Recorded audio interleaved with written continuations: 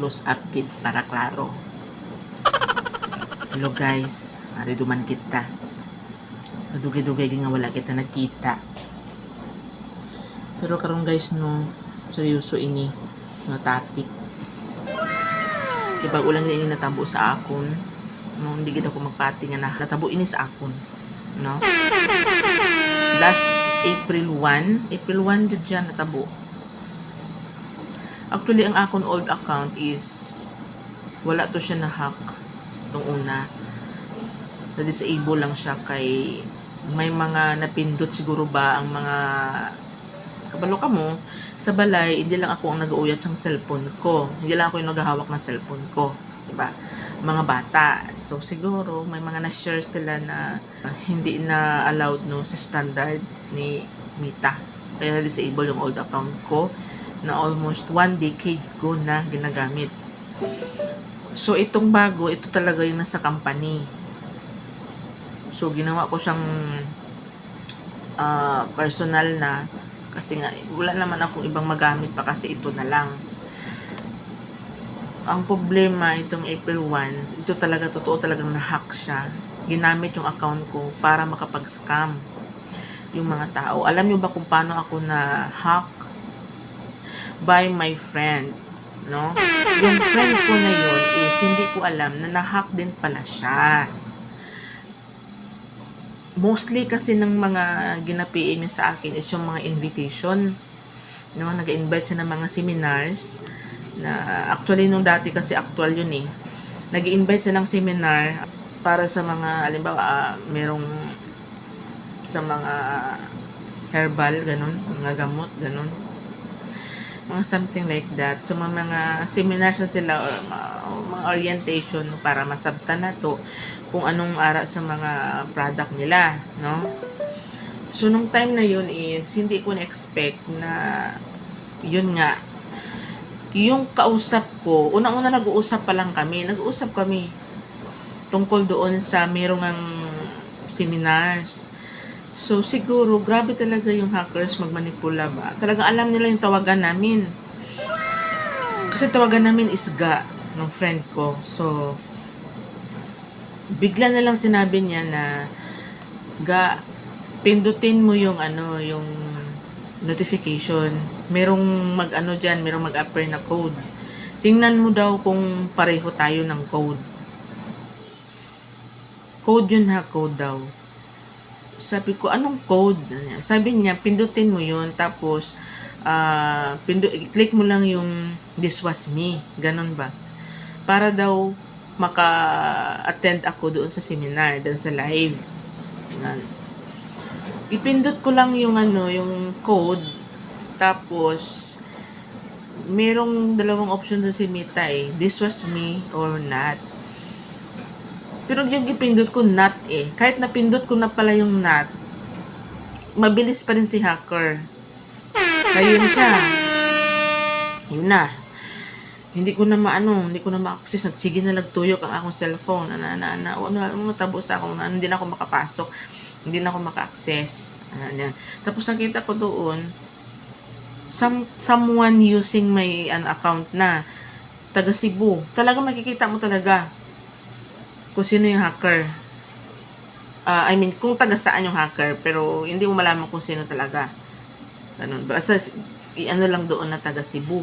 Taga Cebu. Yun na, na ako kasi April 1 ng 2:30 ng hapon nangyari yun. Hindi na ako mapakali, ganyan.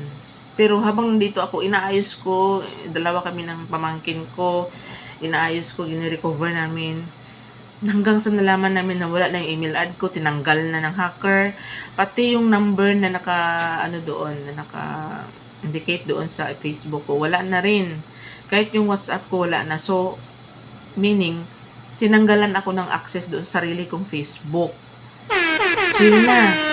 Tinawagan ko na yung eldest ko, yung anak ko, lalaki. Sabi niya, uwi ka na lang ma. Subukan natin i-recover. Ganun. So, itong nangyari, umuwi ako sa tulong ni Steve Mark TV, yung sa YouTube. doon namin na ano kung paano gawin yung ganun pag alam mo na hack na yung ano, yung Facebook mo. Yun yung i-follow namin yun sa kanya. Tingnan namin yun sa YouTube. Nag-prepare lang ako ng valid ID. Tsaka naggawa lang ako ng bagong Gmail account na lang yung ginawa. Tapos still pa rin yung ganung number kong ginamit. Yung email ad lang yung iniba, pero Gmail na. Yun, talagang inano namin, ginawa ng anak ko, ganon. So yun na, nakuha na namin yung account ko. So doon ko na nalaman na marami talaga siyang na PM, na nanghihiram na siya ng pera. Tapos malaki-laki pa yung iba hanggang sa ginababa niya, ganon. Actually, nung time na yun, kampante ako na parang wala namang walang actually, ang isip ko, bright yung mga, ko ba, yung mga nasa friend list ko kasi hindi sila na biktima. Kasi parang aware na sila na ganun ba. So, kahapon, isa sa mga pamangkin ko, ganun. Isa sa mga na-scam talaga. Nagpadala talaga siya ng pera. Kasi nga din sa tiwala niya sa akin kaya siya Yun nga lang, ang lesson lang po natin dito is, unusual po kasi yung name at saka number na ginamit sa GCash. So, supposed to be, alam niyo na kung ano yung number ko talaga at saka yung GCash number ko. Yun lang ang niya. Inamin niya na lang, inadmit niya na lang talaga na nagkamali talaga siya. Kasi dapat, nung time na yun, parang may unusual na na details, dapat tinawagan niya na ako. So, yung iba ng mga friend ko, ang ginawa nila, ganun talaga. Tinawagan talaga nila yung account na yun, yung account ko. Kung talagang ako talaga yung nag-communicate sa kanila. Yung nanghihiram ng pera para kunuhay pangbayad ng bills, ganun. May problema, ganun. Kasi nagka-problema yung account ko, yung bank account ko. Kaya, nanghihiram ng pera, pambayad ng mga bills, ganun. Nangyari na yun sa iba. Nangyari sa akin yun na mayroon akong kaibigan na ganun. So, aware na rin ako. So, sa akin mismo nangyari, yun lang pagkakaiba kasi ma-felt guilt ka pagka naging marami yung naging biktima na nakuna ng pera. So, yun lang, nagkataon lang, nagpasalamat ako kasi yun lang, isa lang. Tapos, hindi gano'ng kalaking pera.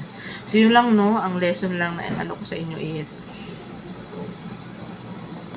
kahit kapamilya man yan, o asawa mo man yan, o partner mo yan, pagka unusual details na yung binibigay sa inyo, tawagan nyo na. Tawag talaga. Kung may mga manghihiram sa inyo, kahit malapit pa na yung kaibigan, tawagan. Kasi yun ang pinaka-the best na tamang gawin para malaman kung legit ba yung kaibigan mo na sa iyo, nanghihiram ng pera. Diba? So, yun lang po, medyo hindi ko lang talaga na nangyari sa akin ito. Dubli ingat na lang po tayo. Bye.